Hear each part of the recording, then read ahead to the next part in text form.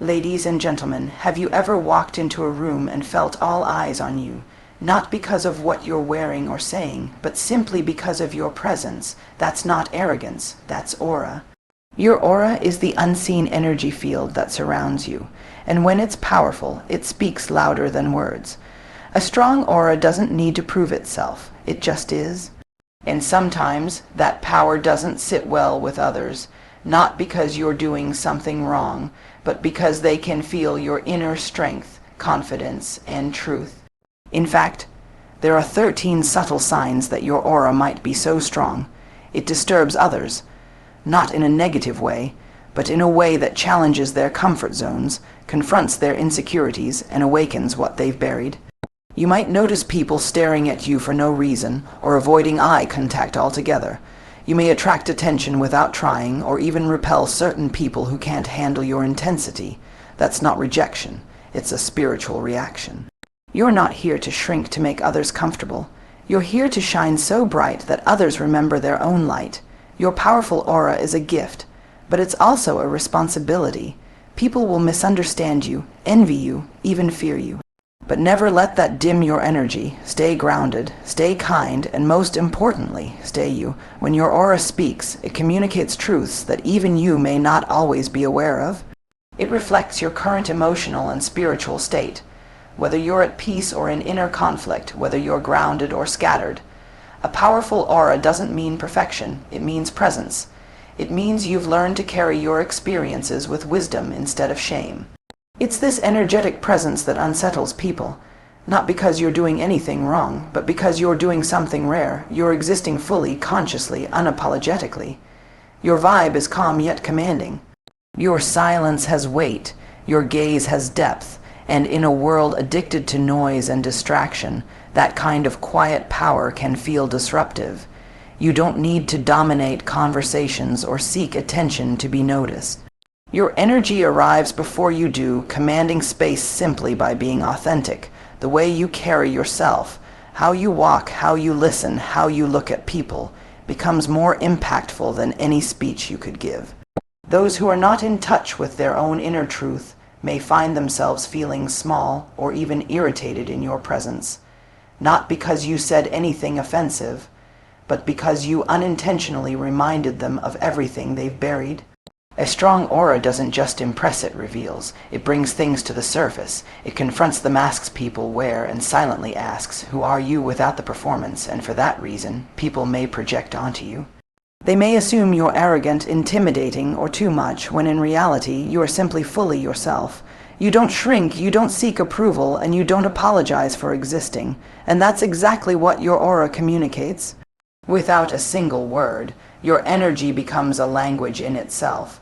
It enters rooms before you do and lingers long after you've left, and that's not something you can fake. That kind of presence is earned through self-awareness, through struggle, through healing, and through deep connection with your truth. The aura becomes a reflection of the soul's clarity, luminous, undeniable, and unshakable. When your aura is strong, people often respond to you in ways that seem exaggerated, unexpected, or out of sync with how little you've actually said or done. They may become overly defensive, unusually quiet, overly excited, or even strangely hostile. These emotional reactions aren't really about you. They are about what your energy triggers within them. A powerful aura acts like a mirror. It reflects the emotional and energetic state of the people around you, even if they're not ready to face it. Your presence might highlight their own insecurity, unhealed wounds, or emotional masks they've grown used to hiding behind.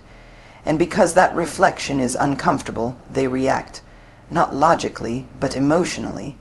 Someone may suddenly feel judged in your presence, even though you haven't judged them. Another might feel inspired, awakened, or even magnetically drawn to you.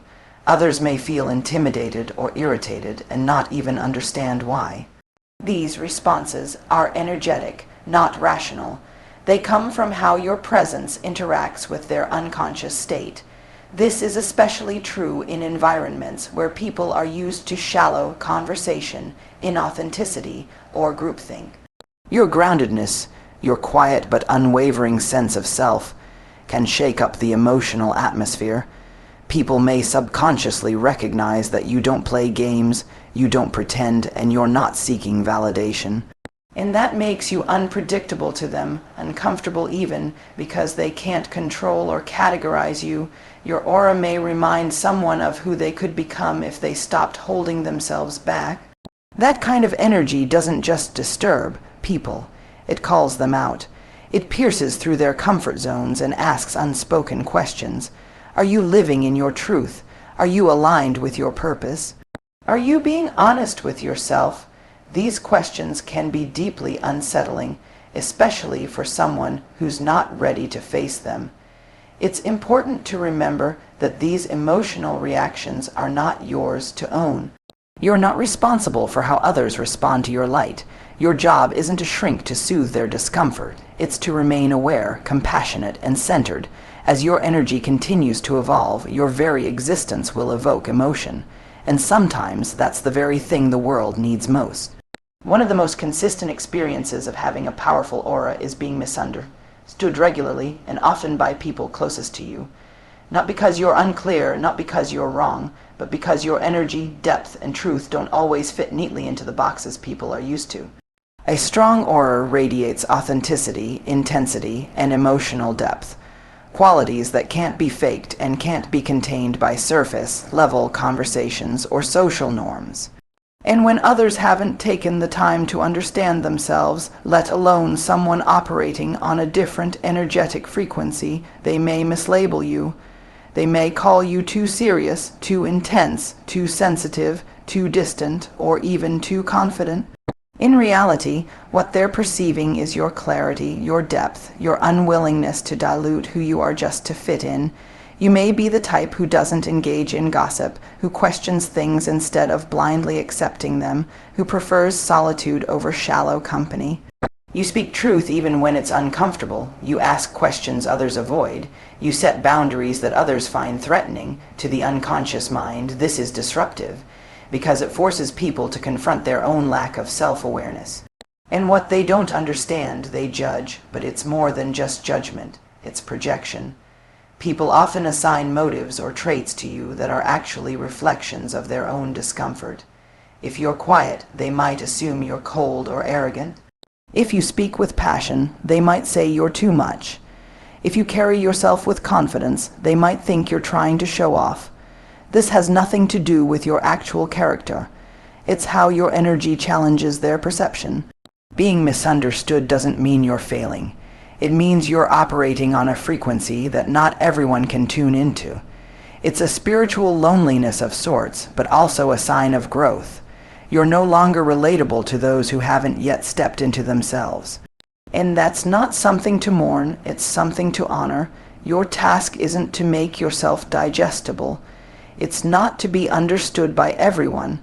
It's to be authentic with yourself first, and then let your aura attract those who can meet you where you are not where you were. When your aura is powerful, you don't just enter a space, you subtly shift it. Your energy doesn't conform to what's expected. It creates a new standard simply by existing, and because of that, you often challenge the comfort zones of those around you, even if you're not trying to. A comfort zone isn't just a routine or a lifestyle. It's an emotional boundary people create to avoid facing their deepest truths. It's the mental space where they don't have to confront their fears, insecurities, or contradictions.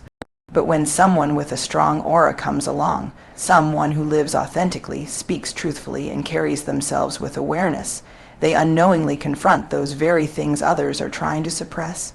You may notice people becoming defensive when you speak your truth, even if your words are kind and your intentions pure. You might offer a new perspective and someone immediately shuts down. Not because your idea is wrong, but because the very act of thinking differently is threatening to their emotional safety net. Your courage reminds them of their fear. Your freedom reminds them of their limitations. Your clarity reflects their confusion. Even in silence, your presence can press against the edges of someone's self-image. If you've done deep inner work, your calmness in chaos, your refusal to gossip, your sense of purpose, all become quiet acts of rebellion in environments where people are used to emotional chaos and spiritual numbness. You're not trying to provoke anyone, but your energy is a living contradiction to the illusions they've grown comfortable with. Sometimes you'll be labeled as too intense, too deep, or even too spiritual, but these aren't critiques of you. They're confessions of how far others are from those qualities in themselves. You're not disturbing them intentionally, you're reminding them, without even meaning to, that there is another way to live. One rooted in truth, integrity, and higher self-awareness. You challenge comfort zones not by pushing others, but simply by not shrinking. You remain grounded in your values. You remain aligned with your intuition. You remain honest in your expression, and that kind of presence will always cause a ripple in spaces built on pretense and avoidance. When your aura is powerful, one of the earliest and most painful lessons you may encounter is this: not everyone will be able to handle your light. And when that happens, there's an internal temptation to tone yourself down, to make yourself smaller, to become more relatable, more agreeable, less you. But that shrinking, though socially convenient, is a betrayal of the soul. The world often teaches us that being accepted is more important than being authentic. We're conditioned to believe that if we're too confident, we'll be seen as arrogant. If we're too quiet, we'll be labeled as distant. If we're too intuitive, we'll be mocked or dismissed. But this conditioning is a trap, because once you start adjusting your energy just to fit in, you begin to silence your essence. When your aura carries strength, grace, and truth, it naturally disrupts spaces that are built on conformity and superficiality. And sometimes, instead of owning that power, people choose to shrink it. You might notice yourself laughing a little too hard at a joke you didn't find funny, withholding your real opinion to avoid making others uncomfortable, or hiding parts of your spirit just to avoid judgment. These are subtle forms of energetic self-abandonment, but fitting in by shrinking yourself is a short-term strategy with long-term consequences. You begin to attract relationships, environments, and opportunities that match the smaller version of you, not the real, radiant version. Over time, this disconnect leads to resentment, burnout, and even identity confusion. You start asking, "Why don't I feel seen?" when in truth, you've hidden yourself to be liked. There's a quiet power in staying expansive even when the world wants you to contract. It's an act of rebellion, yes, but more importantly, it's an act of loyalty to yourself. And the truth is, the more you own your energy, the more you begin to attract those who recognize it, not resent it. You begin to magnetize the spaces where you belong, not the ones you have to force yourself into. You were never meant to be digestible for everyone. Your aura isn't meant to be muted, it's meant to be true, even if that truth is too loud for some to handle. A powerful aura is a double-edged sword. On one side, it draws people in, uplifts them, and sparks transformation. On the other, it can unsettle, intimidate, and even threaten those who are not ready to confront their inner world. This duality isn't a flaw in your energy. It's a reflection of how people interpret what they feel when they're around you. Inspiration and intimidation can look eerily similar from the outside. Both responses come from a recognition of your energy, your groundedness, your conviction, your self-awareness. The difference lies not in how you carry yourself, but in the internal state of the person perceiving you. To someone who has done the work, your presence feels like an invitation. You energize them. You make them feel seen, challenged, and motivated. Your light reminds them of their own. It opens their heart and mind to what's possible when a person lives in alignment with truth. But to someone who is still hiding, still clinging to fear, still performing for acceptance, your energy can feel threatening. Not because you are threatening, but because your very existence contradicts their inner narrative. If they've convinced themselves that success must come from struggle and you carry ease, that's confronting. If they live in fear and you walk in peace, that's disruptive. If they base their self-worth on external approval and you radiate self-assurance, that challenges everything they believe. Your aura doesn't just light up a room. It exposes shadows, sometimes gently, sometimes fiercely. It makes people feel, and not everyone is ready to feel deeply. For those living numb or distracted, your presence may stir something in them that they've tried hard to silence, and so they may respond by projecting onto you, calling you too much, accusing you of thinking you're better, distancing themselves without ever telling you why. But none of this is about your worth. It's about what your energy awakens in them. This is the paradox of having a powerful aura. The same light that heals can also reveal. The same energy that elevates one person can overwhelm another, and you don't get to choose how people receive it. You only get to choose whether you continue shining. There comes a time in your personal evolution when you stop apologizing for your presence. You stop questioning why you feel so different, why people react to you in strange ways, why you seem to either attract deep admiration or subtle resistance. You stop looking for permission to be who you already are. That moment, when you decide to own your energy fully, is the beginning of true empowerment. Owning your energy means standing tall in your truth even when it makes others uncomfortable. It means no longer shrinking, explaining, or diluting yourself to make others feel at ease. It means realizing that your inner peace, your emotional clarity, your grounded presence, it's earned, not accidental, and it deserves to be honored, not hidden. When you truly embrace the power of your aura, you stop seeking external validation. You recognize that your worth is not determined by whether everyone approves of you, understands you, or accepts you. It's determined by how aligned you are with your inner compass, your values, your intuition, your soul. That alignment becomes the foundation of your self-trust. And when you trust yourself, you move differently. You speak with calm authority. You listen more deeply. You stop reacting and start responding. You no longer feel the need to match the energy of the room. You become the energy of the room. People start looking to you for guidance, for grounding, for clarity, not because you told them to, but because your presence invites it. Owning your energy also means taking full responsibility for it.